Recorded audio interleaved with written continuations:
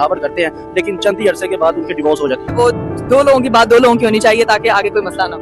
क्या कहना चाहेंगे न्यूली कपल्स को? यार बस यही कहेंगे कि मुश्किलात तो आती रहती हैं, जैसे आसानियाँ आती हैं मुश्किलात भी आती है, जैसे आसानियों में साथ होती है तो मुश्किलात में भी साथ रहना चाहिए, क्योंकि जाहिर सी बात है ये रिश्ता ही ऐसा है कि अगर उसको साथ लेके नहीं चलेंगे तो आप कहीं भी कामयाब नहीं हो सकते। आप क्या कहेंगे? मैं यही कहूंगी कि जिंदगी के ये मियाँ बीवी दो पहिए होते हैं, इनके बगैर जो है वो जिंदगी नहीं चल सकती। तो हम लोग जब एक दूसरे का साथ देते हैं, इसका मतलब हम अपनी जिंदगी को आगे अच्छे तरीके से जो है वो लेके चलना चाह रहे हैं। और सब कपल्स को यही है कि अपने पार्टनर का साथ दें। आपकी वो पहली प्रायोरिटी होनी चाहिए। आपके लिए जो है वो दो लोगों की बात दो लोगों की होनी चाहिए ताकि आगे कोई मसला ना हो। सोशल डकी भाई के बाद इकरा कंवल और अरी परवेज भी मैदान में आ गए। कहते हैं कि जब साथ नहीं दे सकते तो शादी करनी ही नहीं चाहिए।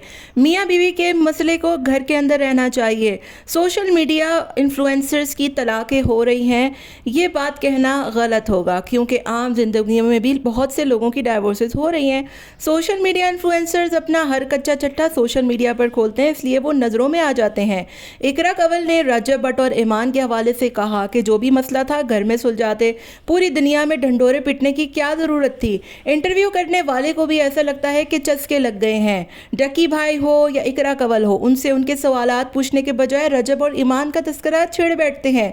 ऐसा लगता है इस दुनिया में इस वक्त तीन ही मसले हैं, एक अमेरिका और ईरान की जंग, दूसरी पिंकी ड्रग डीलर और तीसरा रजब भट्ट और ईमान की तलाक। सोशल मीडिया पर जिसको देखो इस तलाक के हवाले से बातें करने बैठ जाता है, चाहे वो मेन स्ट्रीम मीडिया हो, डिजिटल प्लेटफॉर्म हो या फिर सोशल मीडिया एप्लीकेशंस हो।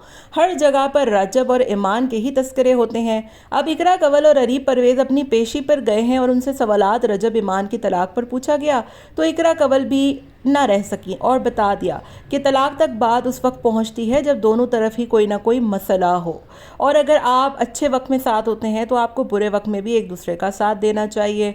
रजब और ईमान की तलाक की जो वजह है उसमें दोनों ही की बराबर गलती है। ना ईमान रजब के साथ रह सकती थी, ना रजब बट ईमान को खुश रख सका, इसीलिए बात तलाक तक पहुंची।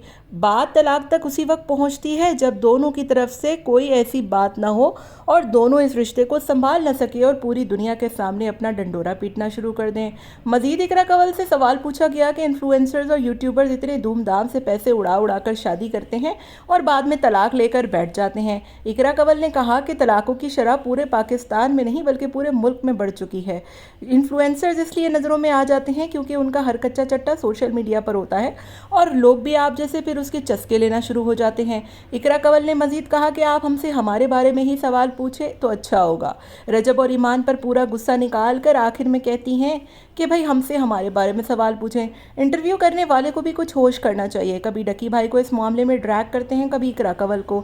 अब अल्लाह अल्लाह खैर सल्ला करके रजब भट्ट इस मैदान में आकर डकी भाई और इकरा कंवल को भी चार चार बातें ना सुना दें जैसे उन्होंने कंवल आफ्ताब और जुल्करनैन के साथ किया, क्योंकि ये एक पब्लिक मसला बन चुका है। अगर आप इस बात को घर पे सुलझाते तो वो और बात थी, लेकिन जब तलाक का नोटिस बच्चे के हाथ पर रखकर पूरी दुनिया को दिखाया गया, पूरी दुनिया के सामने तलाक का ऐलान किया गया, तो फिर पूरी दुनिया इस पर तबसरा भी तो करेगी ना। क्या लोग, क्या पब्लिक, क्या आवाम, आपके बारे में तो अब हिना परवेज भट्ट सियासतदान भी मैदान में उतर आई हैं और वो भी आए दिन कहती हैं कि इन्फ्लुएंसर्स जाहिल लोगों को पता नहीं कौन अपना मेंटरो मानता है, जो कि अपनी इची बिची और अपने घर के बच्चे और बीवियां दिखा दिखा कर सोशल मीडिया पर मशहूर होते हैं।